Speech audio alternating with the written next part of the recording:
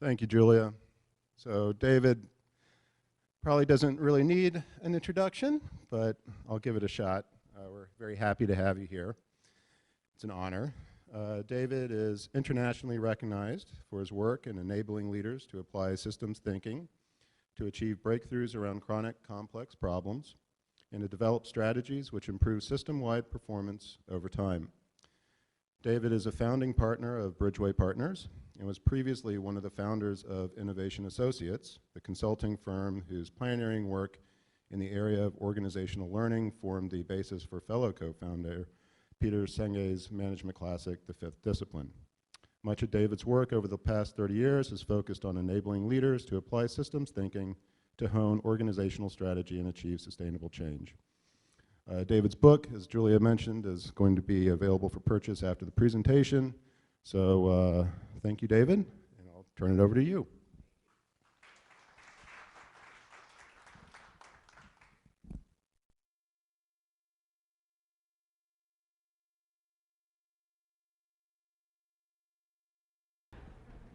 How many of you think an organization or a social system has a life of its own?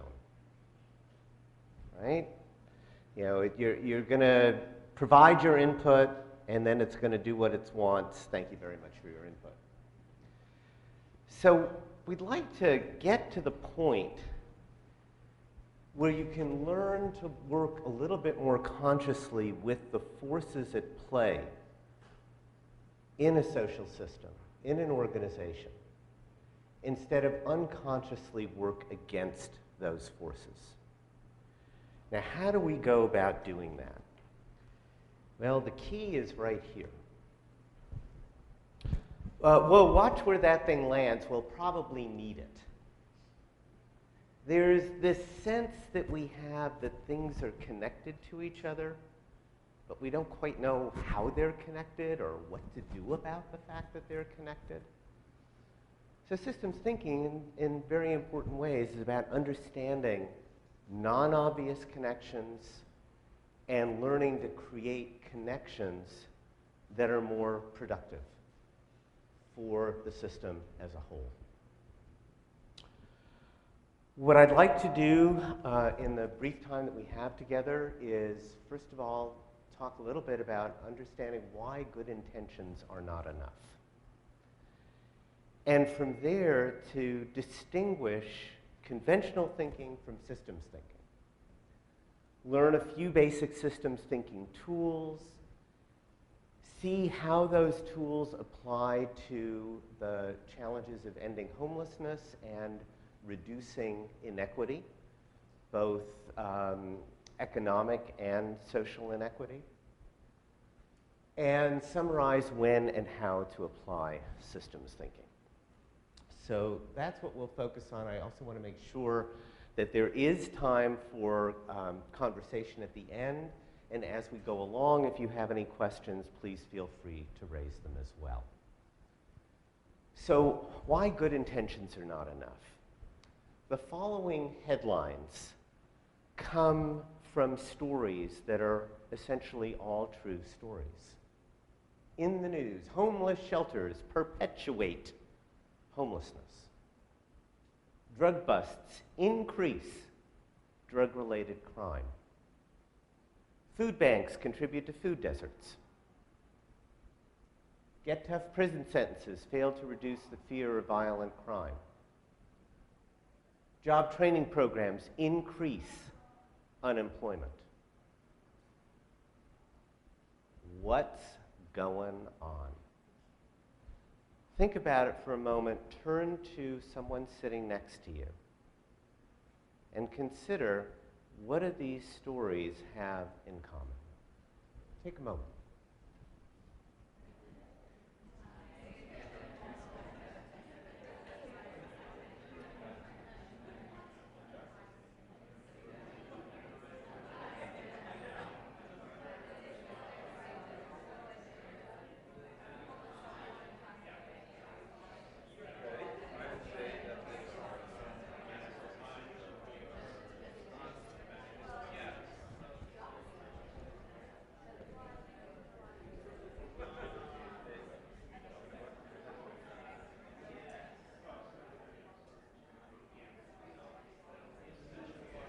Take about another minute.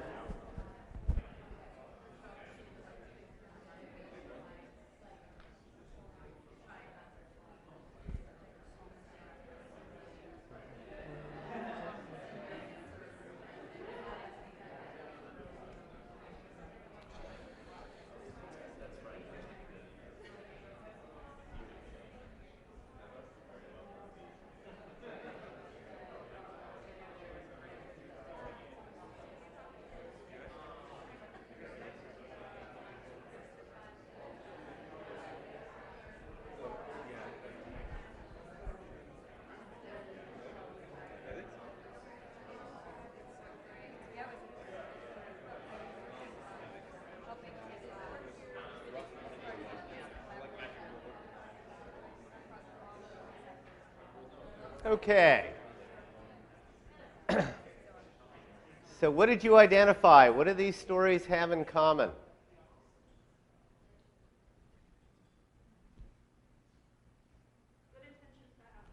Good intentions, bad outcomes. Great. What else? Yes. Solutions make the problem worse. Yeah. Okay. Any others? Yes. Can't tell the whole story in a headline. I sometimes liken systems thinking to narrative therapy, actually. I mean, you're telling narratives, very human narratives, that go underneath those headlines. So that's a very good observation. Any others? Yes? In these cases, the solutions almost seem to be ironic in that they were creating the problem that they were trying to solve. Yes. So the solutions become the problem, or part of the problem. Okay. So let's take a look at a list that includes a lot of yours. Failed solutions have common characteristics. First of all, they address symptoms versus underlying problems, which is part of the reason that the problems come back. They work. Those solutions work in the short run. We're not stupid. They work. But they work in the short run. And those short-term gains are undermined by the long-term impact of those very same actions. The negative consequences, for the most part, are unintentional. Yes, there is evil in the world, but for the most part, people are trying to do the right thing.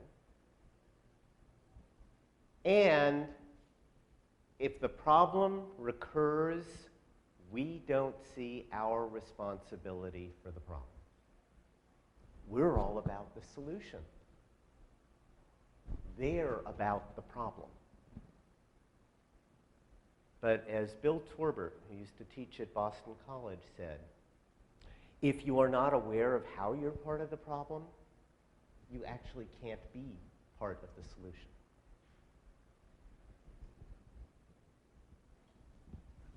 Lewis Thomas was a medical essayist, and he wrote the following. When you're confronted by any complex social system with things about it that you're dissatisfied with and anxious to fix, you cannot just jump in with much hope of helping and set about fixing with much hope of helping. This is one of the sore discouragements of our time. We want to jump in, we want to fix things, but more often than not, we either make them worse or somehow the way the system responds to what we do neutralizes those good intentions that we have. And he said, if you want to fix something, you're first obliged to understand the whole system, which sounds like a monumental task. And you actually don't have to quite go that far, thankfully, to get some real value. But it does help in understanding how a system works to distinguish conventional thinking from systems thinking.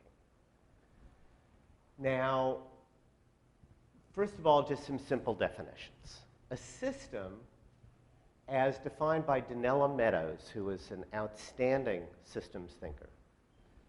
She's called it an interconnected set of elements that is coherently organized in a way that achieves something. This is a brilliant systems thinker, and the best she can come up with at the end of the sentence is something? What's that all about? So there is a premise in systems thinking that systems are perfectly designed to achieve what they're achieving right now. But they're so dysfunctional. How on earth can you say they're actually accomplishing something? And we'll take a look at an example of what that means. So systems thinking is then the ability to understand these interconnections in such a way as to achieve a desired purpose, not the purpose necessarily that the system is already achieving. So distinguishing conventional from systems thinking. Conventional thinking is what we learned in school for the most part. It tends to be linear. If I have a cut on my hand, I put a Band-Aid on and I'm done. But systems thinking, nonlinear, takes time to lay into account, and you would think that's really esoteric stuff. I am here to assure you it is child's play. How many of you, when your kids were growing up, found yourself picking up after your kids? Okay. I've done this with my son, Jonathan. Let me show you how it works. Jonathan, pick up your clothes.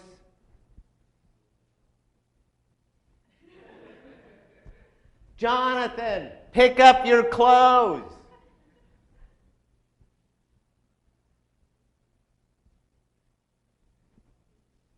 I can't stand it anymore.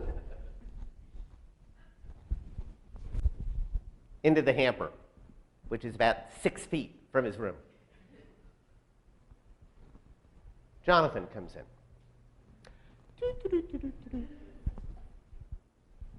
Oh, that worked. Nonlinear, time delay. We know it. As kids, we actually tend to get it educated out of us. So let's get it back in.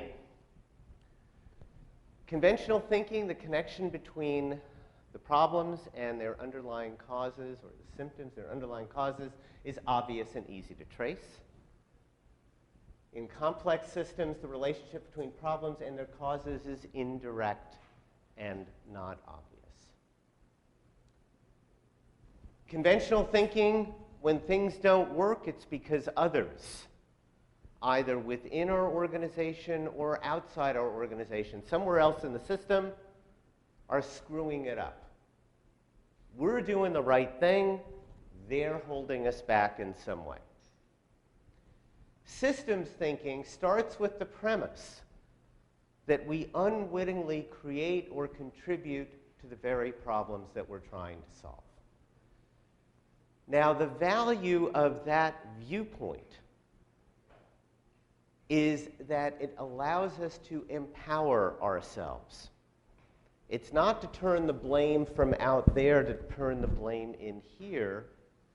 It's about recognizing that the greatest leverage we have initially in a complex system is with ourselves and our own organizations. What's our intentions? What's our thinking? What's our behavior? And how do we change that? And from that, create the ripple effects that we're looking for. Conventional thinking, if it works in the short term, it'll work in the long term. In reality, most quick fixes have unintended consequences, and those consequences are neutralize the benefits of that short-term improvement or actually make things worse over time. Conventional thinking, if you want to optimize the whole, you optimize the parts.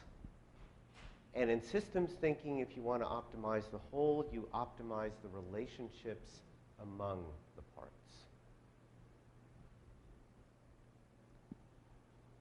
What do you do? What's the solution? Well, often, if you're in a nonprofit, but it can be true in business as well, whatever we can do, as much as we can do, as quickly as we can do it. But systems don't respond that way. Systems respond by the principle of leverage.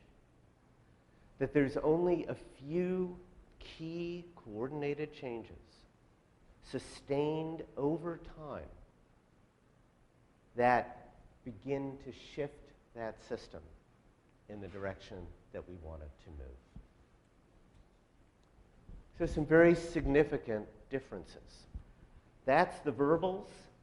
Years ago, I read this training manual, and the head of the front of the communications chapter, they all had little quotes, was first you give them their verbals, then you give them their nonverbals. So here are the nonverbals.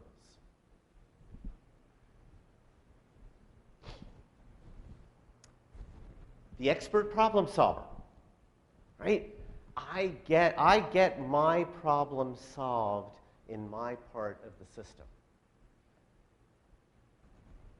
But of course, there are all these ripple effects. They can affect different stakeholders. They can play out sometimes over years until that last domino falls. Now, which way is that person facing? Away from the dynamics. They don't see the dynamics that they're producing.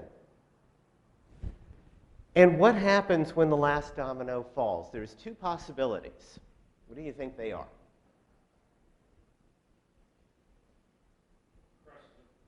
Say what? Crush him, okay? If he's still in the chair, it crushes him. And who does he blame for being crushed? The last domino, right? I'm doing my job just fine. Somebody else is screwing me over. There's another possibility. That person is no longer in the chair. Where are they? Say what? They're creating the next problem, and moreover, they got promoted. Right? They got promoted because they're so good at doing that. Right? Visionary leadership. How many of you believe in the power of visionary leadership? Right? I do. But there's a missing part to visionary leadership. I've got it too, Omar, a strange feeling like we were just going in circles. Aren't they looking out at the horizon? Don't they have that vision of possibility? What's missing? They don't understand the structure of the system that they're trying to lead. You need both. You need to have the vision, but you also need to have the understanding of the way things are currently structured. And finally, this one. Sure glad the hole isn't in our end. Right? We're all in the same boat here. So let's take a look at some basic tools for understanding structure. First of all, it helps to recognize that there are, in fact, different ways of seeing reality, different levels of reality. And here is another challenge we face, actually, which is the challenge of the blind men and the elephant. So they're not only different levels of reality, they're different sides of reality. How many of you are familiar with the story of the blind men and the elephant? So most of you can see part of the elephant. Because you can only see that part, you swear that the part that you're in touch with is, in fact, the whole elephant. If you're touching the ear, you're saying this is like a fan. If you're touching the leg, you're saying it's like a tree trunk. And of course, many of us are familiar with this part of the elephant. So everybody sees their part of the elephant and swears it's the whole thing. And then in addition, there are these different levels of seeing reality. And that's what the iceberg is useful for. recognizing these multiple levels of reality. So what do we know about icebergs? Why would we use that as a metaphor? Yeah. Most of it's underneath, and it's the part that's underneath that's going to get you, right? So what do we tend to get drawn by? What do we focus on, and what do we do as a result of what we focus on? We focus on events, things that happen at particular points in time. 95% of what we read in the newspaper is events. What happened yesterday?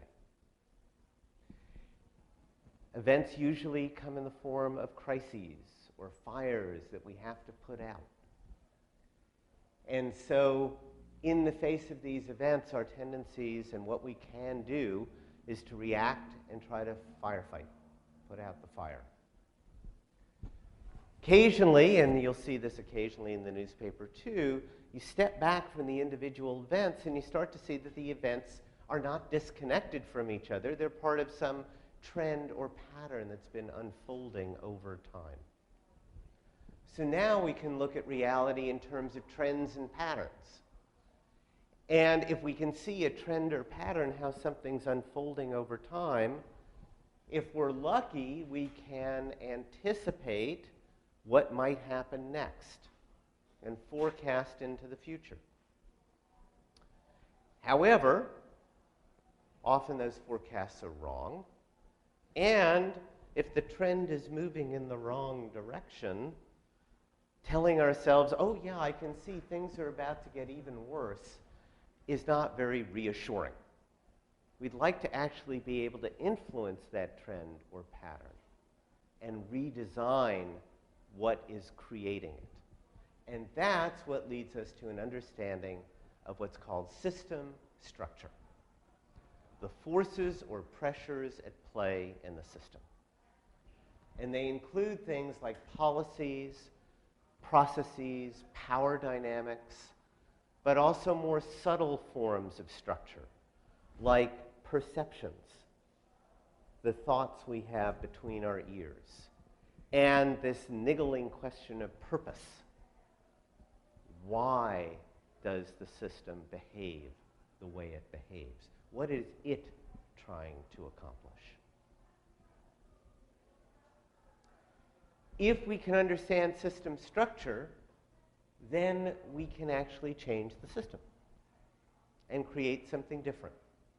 Because it's the system structure that produces the patterns which in turn produce the events. So if you want to change the trends into the future and the patterns and the events into the future, you work down toward the bottom of the iceberg. Now, this may seem like simply a good idea, but it's actually where the leverage is. Your ability to learn what's going on and to leverage limited resources comes from understanding that underlying structure as best you can. And in order to access these different levels, you have to ask different questions. So at the top of the iceberg, you want to know what happened. Just the facts, ma'am. What's the story? If you want to understand trends or patterns, you ask, well, what's been happening over time? And then if you want to understand system structure, you ask, why? Why, often despite our best efforts, are we unable to achieve what we want to achieve? And that why question forms the basis for a systems analysis. Now, what's interesting is when you start seeing those systems maps, or if you've seen systems maps before, they actually are not designed to map a system. They're called systems maps, but the good ones never try to map a system. They try to map the answer to a why question. Why, despite our best efforts, have we not been able to achieve whatever it is? That's all we're trying to do. That bounds our analysis. Because if we were to try to map the actual system, we could fill this, whatever that system is, by the way, let's say homelessness, we could fill this wall in about a half an hour, and then we'd keep going. And what would it give us? Upset stomach, a headache, a sense of paralysis and hopelessness. Because ultimately it is all connected, but we have to be able to work with it in some way. And so these why questions frame the bounds of a useful analysis. So I'm going to go through two cases, one of which was around ending homelessness. The other one is sort of more of an ongoing activity and research into the issue of inequity. So about 10 years ago, a colleague of mine, Michael Goodman, and I were asked to help the county of Calhoun, which is in western Michigan. We're centered around Battle Creek, where the Kellogg Foundation is, and it was the Kellogg Foundation that originally invited us in to help. And they wanted to develop a 10-year plan to end homelessness because they would get some money from the state if they could agree as a community to a 10-year plan to end homelessness. And the Kellogg Foundation thought that we could help. Most of the activity that you normally see in community building is around just getting the right stakeholders in the room and getting them in conversation with each other. What Mike and I brought to the party, if you will, was systems thinking, not just gathering people from the whole system. And there's an important difference. So first of all, some facts. Calhoun County estimated at that time 250 to 500 people homeless among a population of about 100,000. There was a homeless coalition that had been meeting for about 10 years. All well-intentioned people, and all of them with that shared aspiration around helping people who are homeless, ending homelessness, and most meetings always having this sort of underlying tone of competitiveness. You know, we all are trying for the same bucket of money here, right? And also, there were disagreements. Sometimes they didn't know what the best practices were. But they had the opportunity to receive this money, so they brought us in. And we made sure that not only did we have the public sector, the social sector, and the private sector involved, but also homeless people themselves. And I would say, and I don't know what your experience is, having the ultimate beneficiary in the room is so much more powerful than having their representatives speak for them.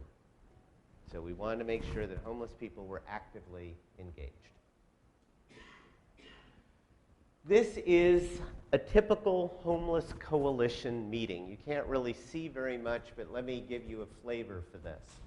So on the left-hand side are the different actors. The elected official, the business leader, the homeless shelter director, the healthcare for the homeless director, the funder, the concerned citizen, the homeless person. And in the center are their espoused purposes, what they would say they would like the system to accomplish, which usually is in this area of ending homelessness. In the right-hand column are their other priorities, often their unspoken priorities.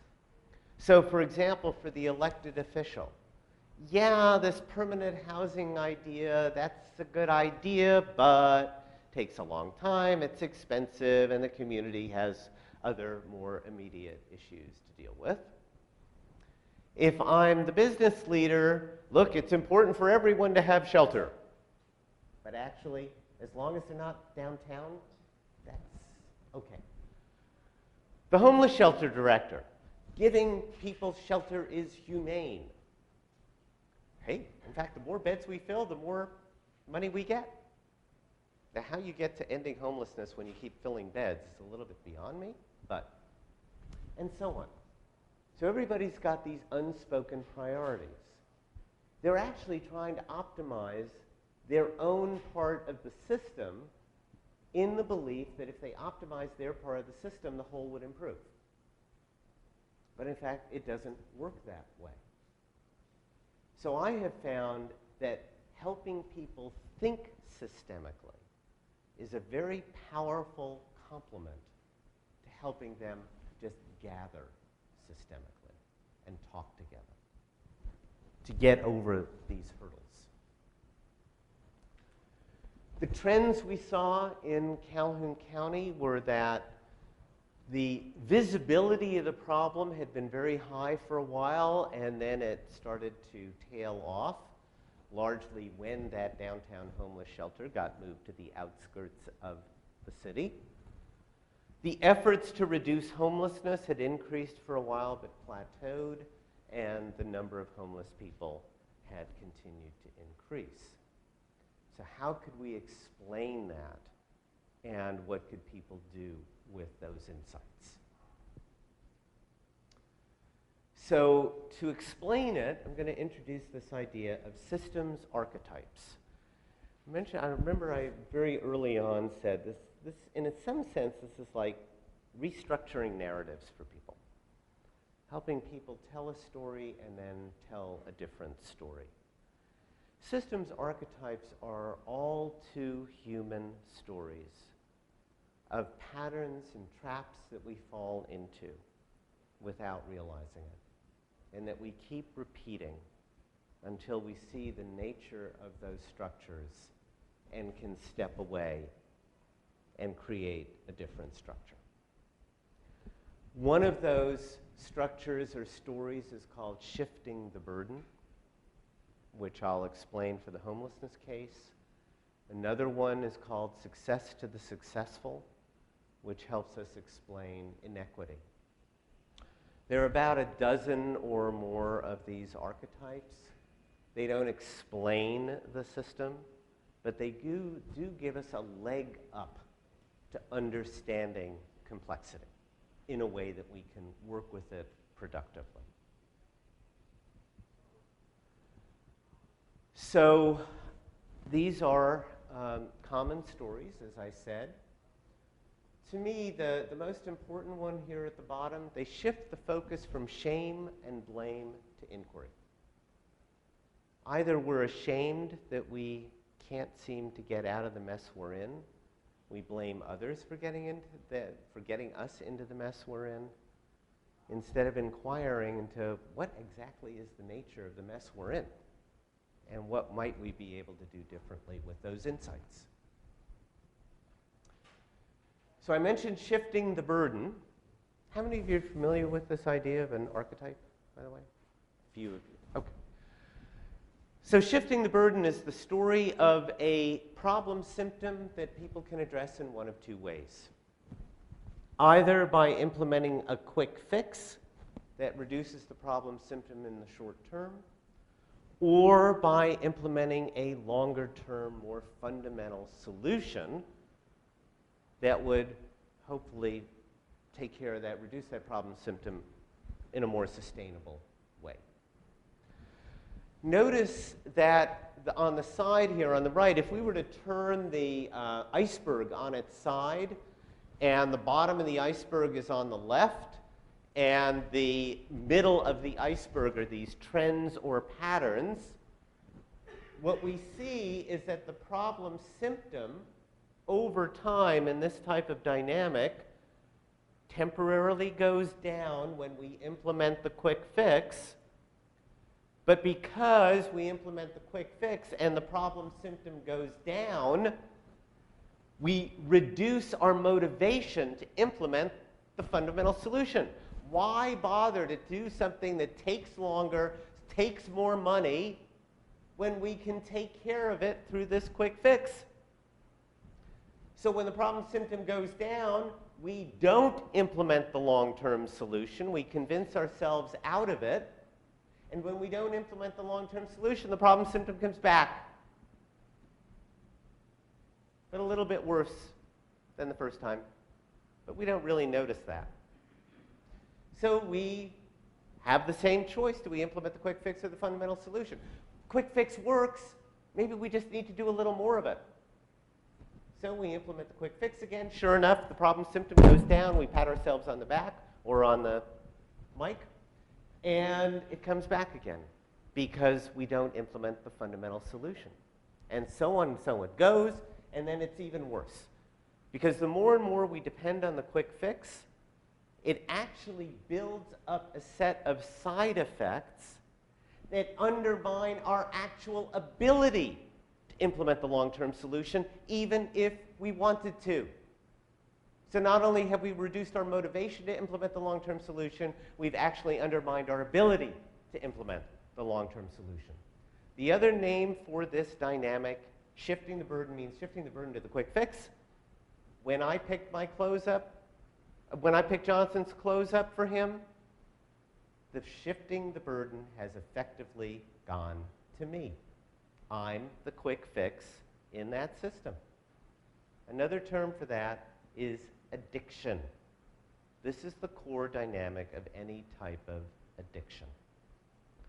Now, what on earth does any of this have to do with homelessness? Here's another way of describing the dynamic. Damned if you do, damned if you don't. I mean, if you only implement the long-term solution, people might not be around to talk about it. You know, they might not be able to survive in the short term. But if you just focus on the short term and you ignore the long term, you're also stuck. Damned if you do, damned if you don't. And in most of these systems, it's hard to go cold turkey on the quick fix. But be that as it may, what does this have to do with homelessness? What we learned, what Mike and I learned about at the time, was the irony of temporary shelters. So the number of homeless people and the more fundamental solution that was beginning to be known at the time is much more commonly understood now is housing first, permanent housing, critical support services for people who need it, employment for those who can get it. But that takes a long time. So the quick fix is temporary shelters and emergency supports. They reduce homelessness in the short term. But again, when homelessness goes down in the short term, so does the motivation to implement that expensive, longer-term fundamental solution. And over time, there was a buildup of side effects from depending on temporary shelters and supports that actually undermine the system's ability to implement the more permanent solution. What I'd like you to do is take a moment, think about it, and turn to a partner. What do you think happens when the system starts depending on temporary shelters? How on earth does that actually undermine the ability of people to end homelessness and implement these more permanent solutions? Think about it for a moment. And turn to somebody.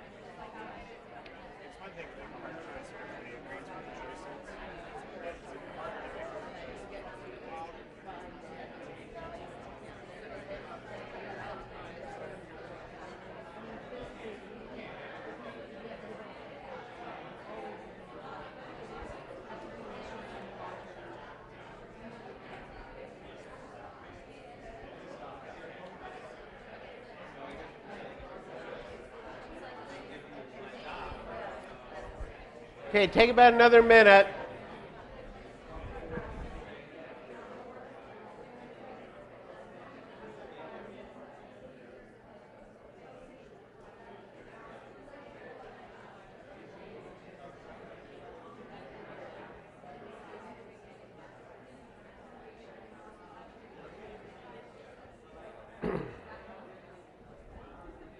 Okay. So wind up your conversations. And what do you think one has to do with the other here? What is providing shelters and emergency supports, how does that actually undermine the fundamental solution here? What were your conversations? Yeah. Yes, right. So part of it's a visibility problem. Okay, good. Yeah. Yes.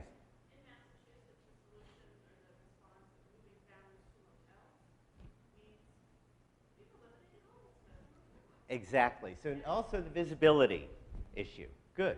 Yeah.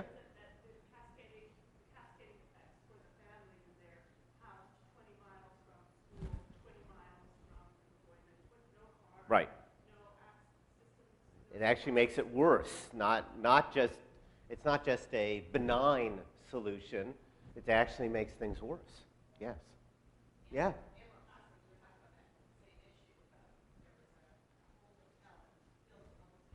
Right.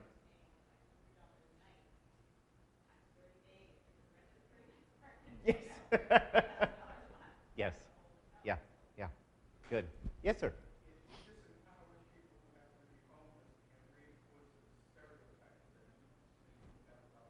Yes. Reinforce stereotypes, disempowers them. Yes.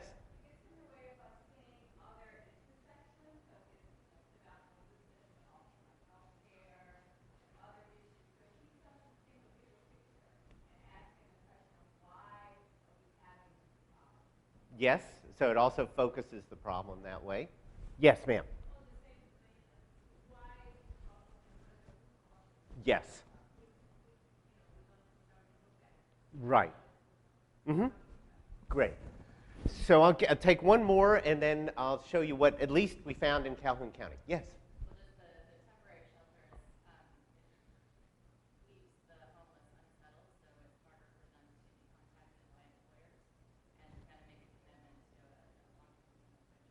Yes. So literally not having an address is very serious, both practically and emotionally. Good. So the way this played out in Calhoun County, some of what you identified is the visibility one. So the shelters hide the problem, and when the problem is hidden, the pressure to make more fundamental shifts and more fundamental investments goes away. And the other thing that happens, and also happens in other social problems, is that you create an industry. In this case, the shelter industry. So remember I said the shelters get rewarded based on the number of beds they fill? If you're a shelter provider, you want to be able to fill those beds. That's how you get paid. And up here in the upper right-hand corner, donor pressure for short-term results. The donors like it too. Their board members get to see that their well-intentioned money is being well spent because they are housing the homeless. So as a result of this dependency, there's more funding going to those organizations. When they get funding to do what they already do, their motivation, the time that they have available, the money they have available to invest in a more fundamental solution go down. And when that goes down, so does the ability to implement permanent housing, critical services, and employment. So that's what they found in Calhoun County. What about the mental models here? So remember I said perceptions are a critical part of system dynamics. You can literally add the mental models, the perceptions, to the diagrams, and it often brings them to life. So for example, the public officials. Why doesn't homelessness lead to more of the fundamental solution? Well, what the public officials say, look, it might be best practice, but it's too hard, takes too long, and is too expensive.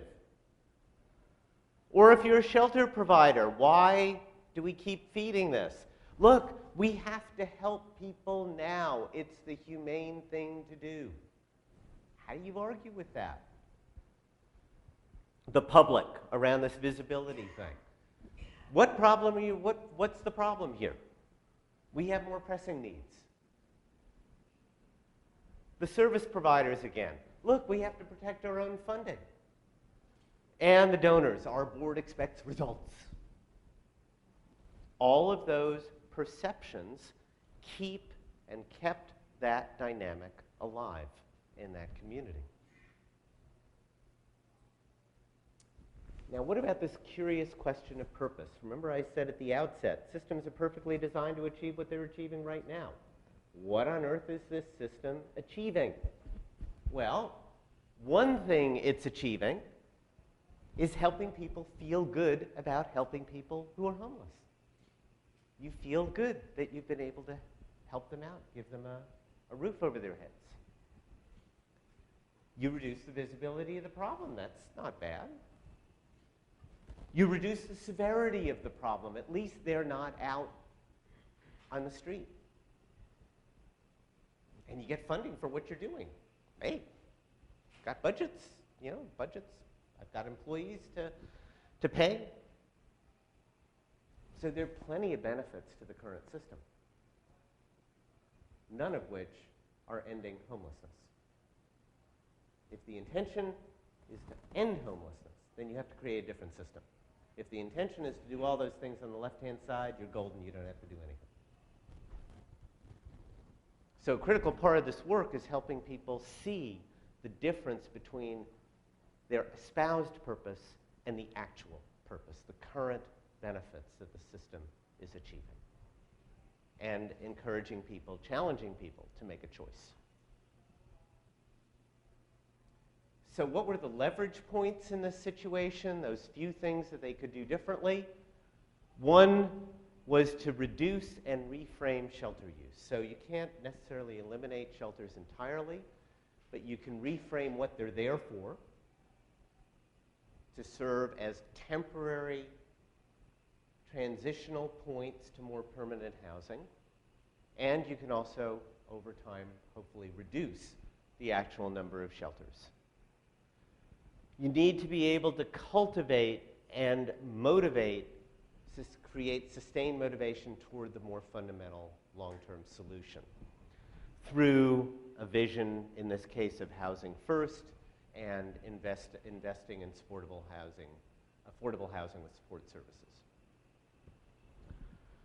which is those elements form the basis of the strategic plan that they developed that was then subsequently approved by the state for funding.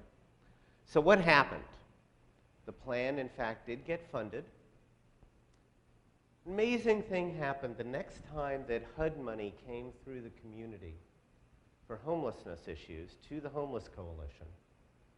The Homeless Coalition unanimously agreed to put the funding toward the one shelter in town that actually was providing and working as a transitional housing organization rather than a plain shelter. They collectively agreed to that. This work started in 2006. First 6 years of operation were 2007 through 2012, which included the economic collapse of 2008. And the county reported the following results. During those 6 years, homelessness decreased by 14%. In some ways, not a huge amount. But despite a 34% increase in unemployment and 7% increase in evictions. So that's one story. The other one I want to quickly talk about is inequity. A lot of projects that I've gotten involved in recent years have to do with inequitable access to resources, such as K through 12 education, early childhood development, public health, and what can be done about that. Now, so some of the statistics around this, and I'm sure you're familiar with some of these. The share of total income earned by the top 1% of families in the US exceeds 20%. The share of total household wealth owned by the top 1/10 of a percent is 22%. The wealthiest 160,000 families own as much wealth as the poorest 145 million families. And wealth is about 10 times as unequal as income. So wealth including capital assets, housing, stocks, all the rest of it. The trend since 1970, actually it was around in the 70s, more significantly at the beginning of the Reagan era, when there was a significant break between the wealth or the income gains by the bottom 20th percentile and the top 95th percentile. So essentially, since around 1980 or so, income has remained flat for the bottom 20th percentile, increased by 60% for the top 95th percentile. So that's an example of trends. The underlying structure, in part, is due to a dynamic called success to the successful, AKA the rich get richer and the poor get poorer. This is a tendency in all societies, by the way. This is not just a capitalist problem. This occurs in communist societies, it occurs in tribal societies, traditional societies, agrarian societies. There is a tendency for power and wealth to accumulate and get concentrated in a small part of the population. Doesn't mean it's good, it just means that it's a common dynamic. So basically what it means is at any point in time, resources can be allocated to Group A versus Group B. If Group A gets a leg up for some reason in terms of the amount of resources they start with, they're likely to be more successful. If they're more successful, they have opportunities to generate even more resources, which leads them to get more resources, become more successful, generate more resources, get more resources, and so on. It's a virtuous cycle. Things get better and better if you're in Group A. However, if you're in Group B, you start off with fewer resources, which means you're less likely to be successful, which means you're going to have fewer opportunities to generate more resources, which means you're going to have fewer resources, be less successful, have fewer opportunities to generate. So what's interesting about, so it's a vicious cycle for Group B. Often we say, you know, we know about the importance of equal opportunity. Opportunity breeds success. What those of us often who are more successful forget is that success also breeds opportunity. It's not a one-way street, it's a two-way street.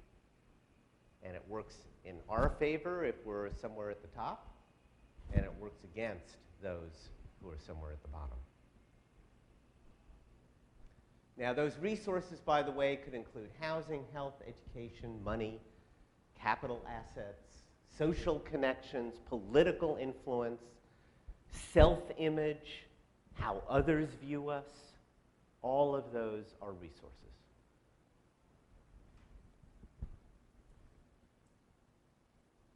Problem with the dynamic is that it can undermine the moral fabric of a society. Over time, it destroys its economic viability, its political viability. If you want to take a look at the 2016 presidential campaign, you've got Bernie Sanders on the left and white Trumpians on the right of this, right? in terms of expressing concerns. Sanders expressing concerns about the rich getting richer, whites who've been left out, blue-collar whites typically, who've been left out of the economic growth because of the industries that they're in, finally seriously raising their own concerns and anger. So the core challenge of economic inequity is basically that dynamic with a little bit more added to it, which is when we have access as advantaged people to more resources, there tend to be two side effects in addition to our ability to generate more resources down the road through campaign financing laws, corporate welfare types of programs, etc. Lots of ways that we can hold on to what we got.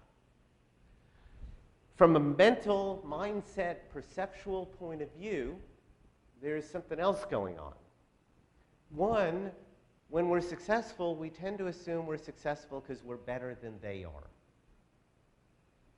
And that could be, marginalized people of color, or those poor white trash uneducated people in Appalachia.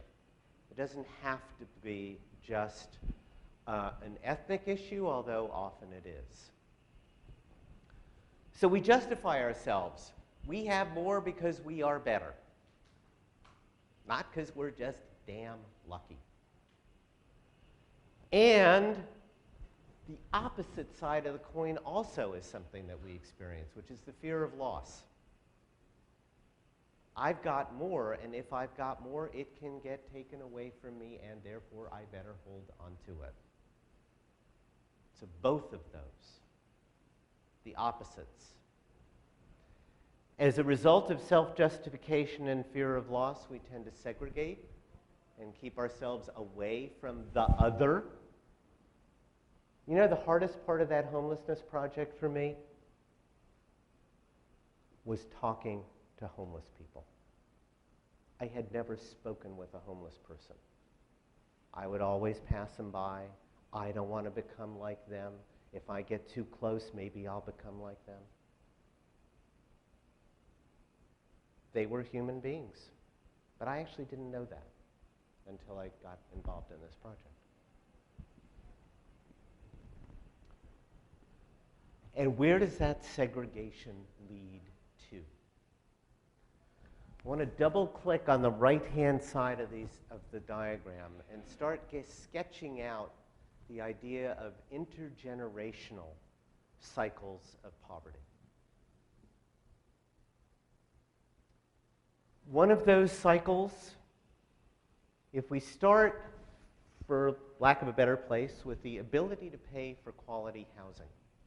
And I don't mean just the housing stock, although that's important, but also the neighborhoods that you can afford to live in. So if you don't have the ability to pay for quality housing, it undermines the strength of the family. There are more stressors on the family, which means it's harder for them to provide stability, parenting, and education support for their kids.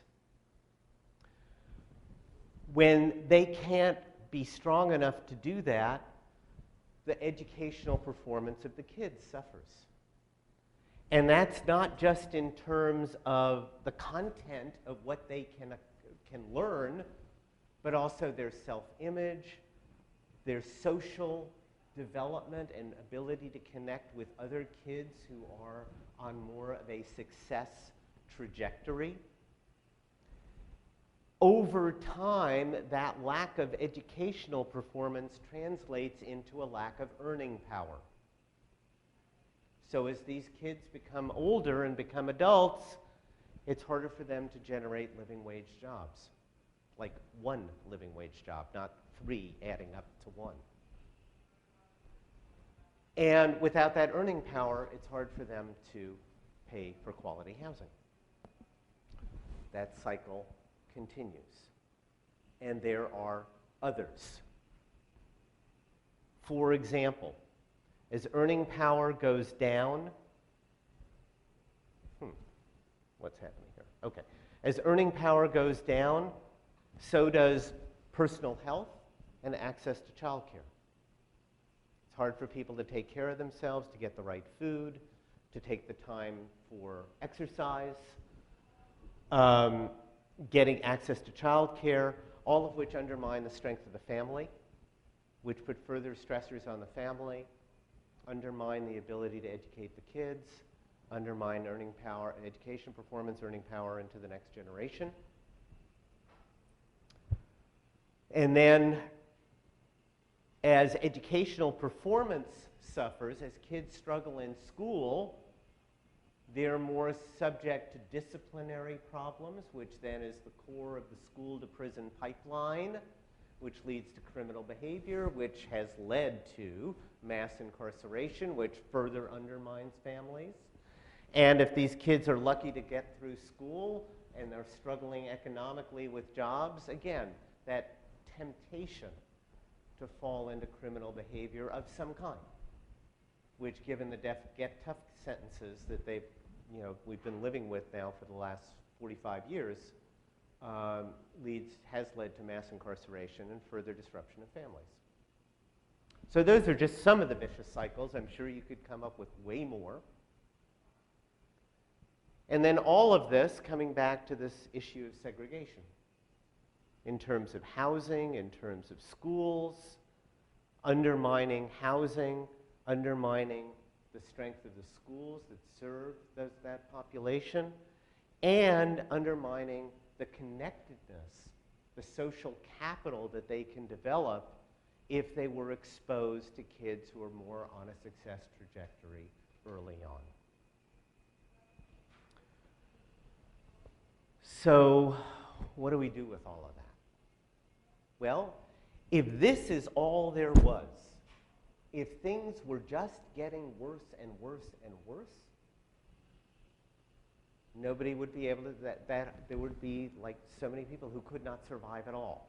And the fact of the matter is that people are mostly surviving, in part because of all of the work that you folks do. But how do we do that work? We tend to do it, I call this dynamic treading water, by the way. We tend to do it focusing on an individual part of the system. As you were saying, it's so big, we just focus on what this one thing is we can focus on.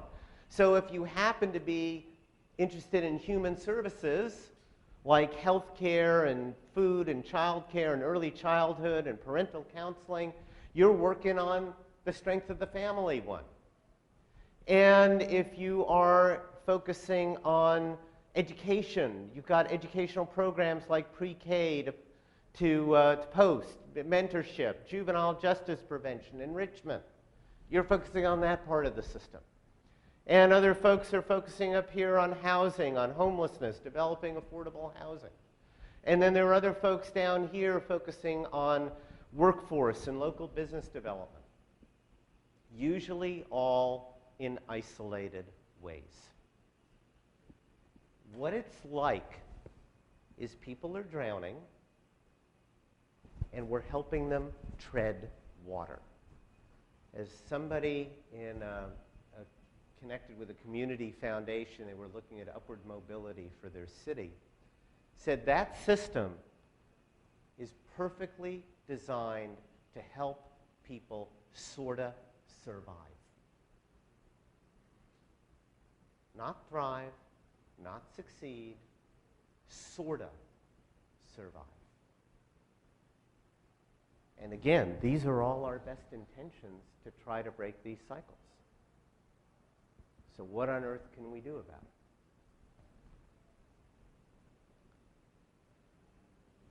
One organization that I found that I'm starting to talk about, because I've been very, very impressed with them, is a fledgling organization in the poorest African-American neighborhood in Houston. And it's called Pro Unitas, to give you an idea of what's possible here. What Pro Unitas observed is that a lot of communities some communities are just program poor. They don't even have all of these programs serving their neighborhoods.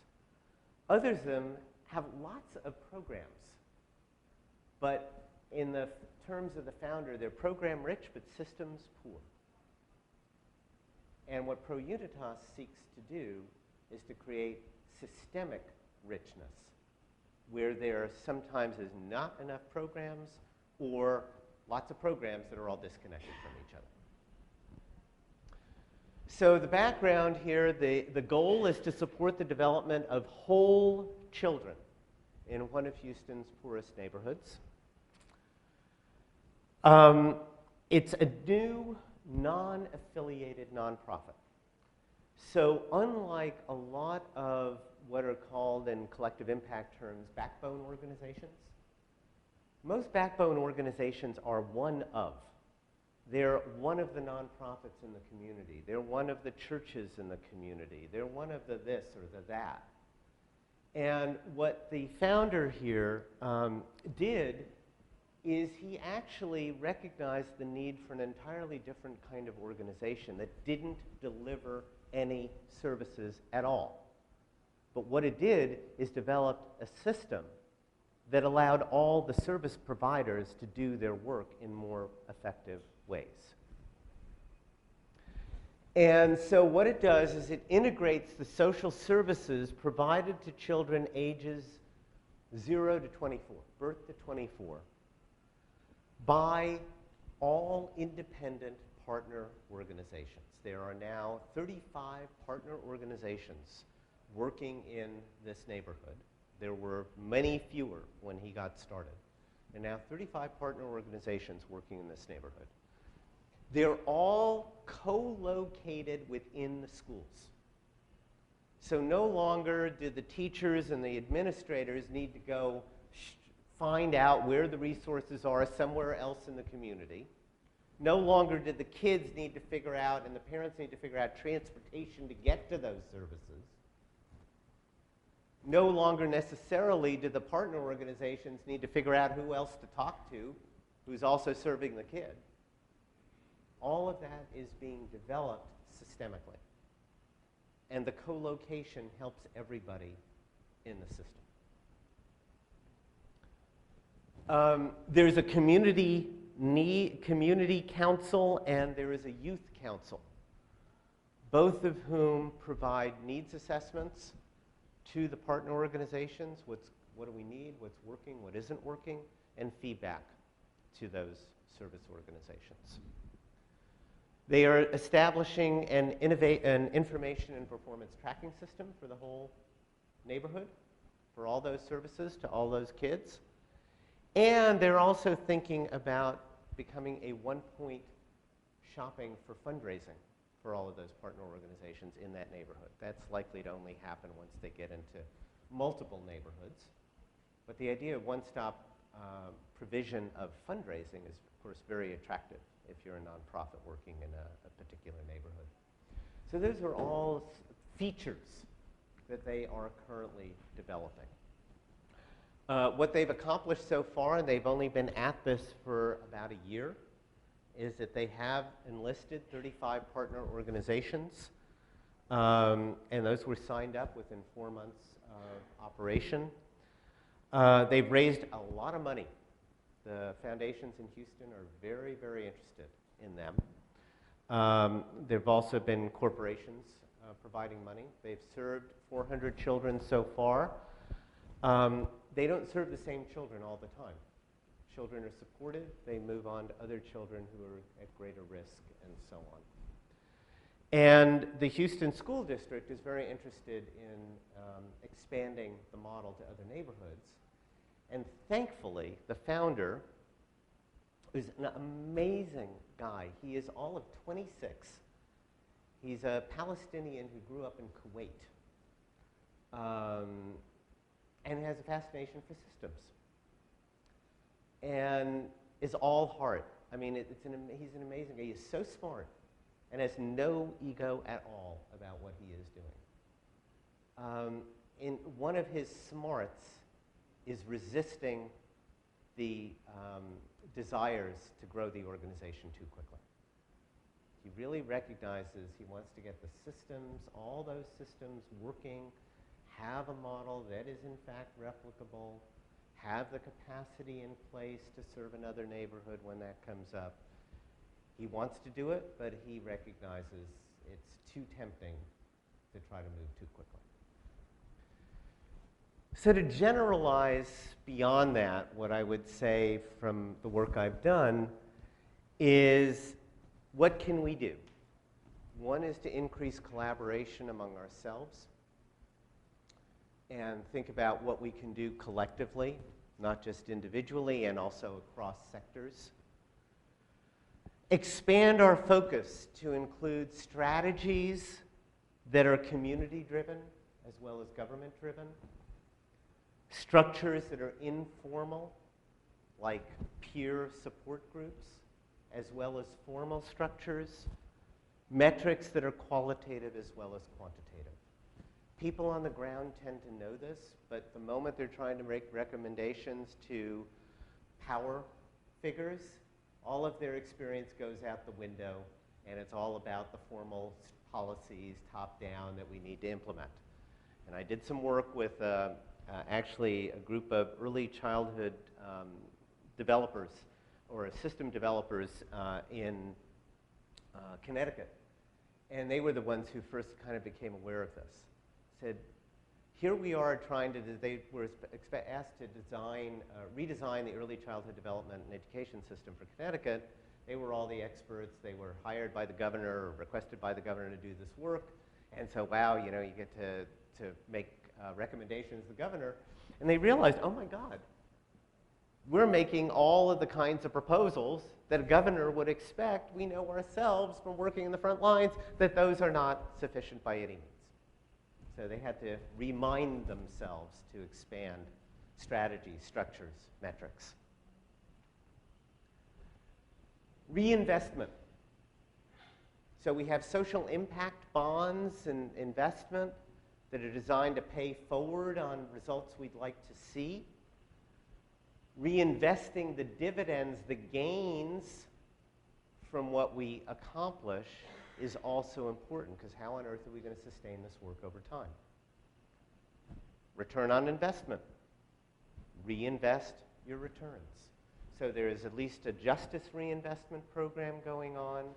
In New York State, there was $17 billion saved in Medicaid, and they took $8 billion of those dollars and they reinvested it in improving the system even further. Reinvestment. Something that business people do. It's something we do with our own finances if we can. We forget about it in the social sector. Challenge prevailing mental models. Now we're moving even further down the iceberg. Learn from outliers. I did some very interesting work with a county, another county that had a highly bifurcated population. This was around Vail, Colorado, so the population was all of the owners and managers of the resorts and all of the, often, not all, but undocumented workers or immigrants that worked in the resorts. And there was a group of people who were really committed to equal access to resources in that community. And so one of the things we did is I asked them the question, so think about those kids who come from disadvantaged backgrounds, and particularly think of the ones from disadvantaged backgrounds who are succeeding in school. What makes that possible? And then I said, now think about all those kids from really advantaged families who are failing in school. What's going on there? And from that, they recognized that there were certain conditions for success in education that actually had nothing to do with background. It had everything to do with whether those resources, whether those conditions were being provided in the school or not. Like mentoring, like developing resilience in kids, and so on. There were about 4 or 5 of these. Very important to educate advantaged people about the amazing fact that people with fewer advantages are human beings. And that those of us who are advantaged are lucky, and the appropriate response to being lucky is to be grateful and caring instead of self-satisfied. Educate disadvantaged people to realize their own potential. A lot of money goes into that. And ultimately, questioning your own beliefs and assumptions from where you are in the system. How might you be unwittingly contributing to the very problems you're trying to solve? And finally, distinguish between those two system purposes. Are we helping people sort of survive, or are we helping them to succeed?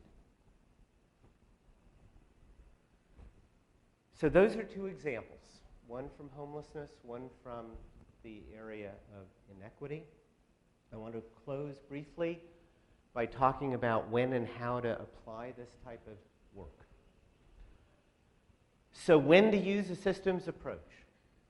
The problem is chronic and has defied people's best intentions to solve it. Short-term gains obscure long-term resistance or decline. People believe they can optimize the system by optimizing their part of the system. How to use it? Use it as early as you can. As an invitation to people to get those different parts of the elephant not only talking together, but thinking together. Use it as a diagnostic. Why, despite our best efforts, have we not been able to make the progress we've been expecting we should be able to make by now? Clarify things like unintended consequences, underlying beliefs, the case for the status quo, not just the case for change. Create small successes. You need small successes, otherwise you won't develop momentum, you won't sustain morale. But it's very important to distinguish small successes from quick fixes. Quick fixes, you don't think about the long term. You're just doing whatever you can do to try to improve things now. Small successes are always designed within a long-term context, within a long-term strategy, and those are essential. Whether you ever draw a loop, a feedback loop coming out of this experience and whatever else other education you might want to get, you can always ask good questions. And here are some good questions from a systems point of view. Why have we been unable to solve this problem despite our best efforts? How might we be partly responsible, albeit unwittingly, for the problem? What might be the unintended consequences of our proposed solutions? Here's a hard one. What might we have to give up for the whole to succeed? I mean, if you optimize a system by optimizing relationships among the parts instead of optimizing the parts, you're actually going to have to give something up to get something that is even more important to you. What might you, as an organization, individually, be willing to give up for something that is even more important to you? And finally, it helps to recognize that systems thinking is not just thinking, even though that's the word that's in the term. Systems thinking is much more than thinking. There is a cognitive aspect to this, understanding the difference between systems and conventional thinking, but remembering that reality is not just what people think. As Descartes said, I think, therefore I am. We're kind of very closely identified with our thinking. So there's an emotional component to this work. We need to shift from shame and blame to responsibility. We need to shift from control to partnership. We need to reduce our attachment to the beliefs that we have by becoming, first of all, aware of what they are, testing those, experimenting, being compassionate with ourselves and compassionate with others. for the beliefs that they happen to carry. There's a physical or behavioral aspect to systems thinking. It's a team sport. It's something we do collectively. Now, it's helpful, I find, to do some of this thinking in advance of working with a group, but I'm always bringing a group along with me, and I'm helping, encouraging them, supporting them to add to whatever kind of seeds I might provide. And there is a spiritual component to this work. I said everything is connected. Haven't we heard that somewhere before?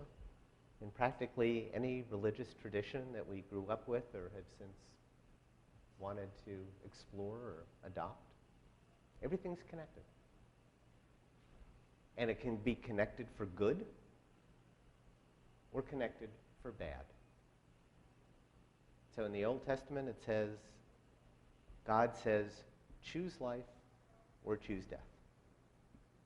Choose what is life-sustaining or choose what will ultimately kill you and kill your spirit and your societies.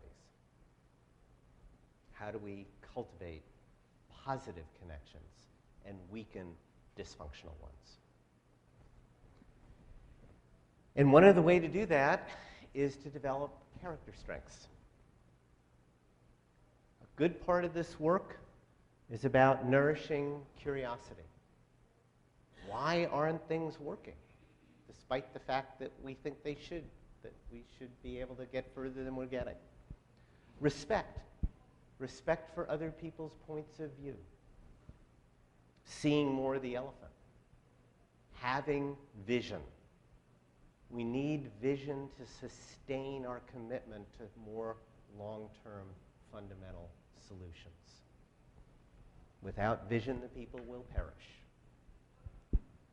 We need courage. The courage to choose those unpopular solutions that are actually more sustainable than all those attractive quick fixes that we can come up with. We need persistence to hold course in the face of time delay. All of that is systems thinking, writ large.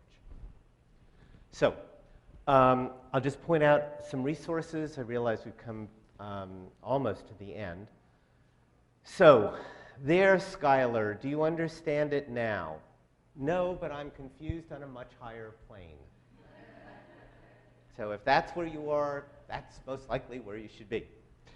There's a lot to give you in an hour and a half or so. Some additional resources. My book is available in the back, thanks to Third Sector New England. There is a fabulous systems grant-making resource guide that came out recently through GEO, which is a foundation association, National Foundation Association. Has lots of different systems tools in it, intended for grant makers, but obviously those of us who live off of grants, would be helpful to know those. There are about 40 in that resource guide, and that's available for free through Grant Makers for Effective Organizations. I will, now, what I did not put in here, oh my gosh. Okay, how do we do this? Okay. I am going to be co-leading with Michael Goodman a 12-session series over this school year online. And it will work from this book. There'll be 12 one-and-a-half-hour phone calls. There will be homework assignments that we will review and talk to some of the homework that people hand in. And it's only going to be $349 for the first 6 sessions. So the whole is likely to be double that. It's going to start on September 30th. And if you are interested in that, it's being sponsored by ISEE, and they are the world leaders in software and other tools for systems work. And I think you go to their store and then go to training. Sorry about this, that should have been on this list. And systems, thinking, concepts is the name of the online, basically distance learning course. And people will be, again, using the book. There is also a self-paced online course without Mike and me involved. There's an 8-module self-paced course in systems thinking that IC also sells for, I think, $199. That will be included in those of you who sign up for the full systems thinking concepts 12 sessions. That's all she wrote.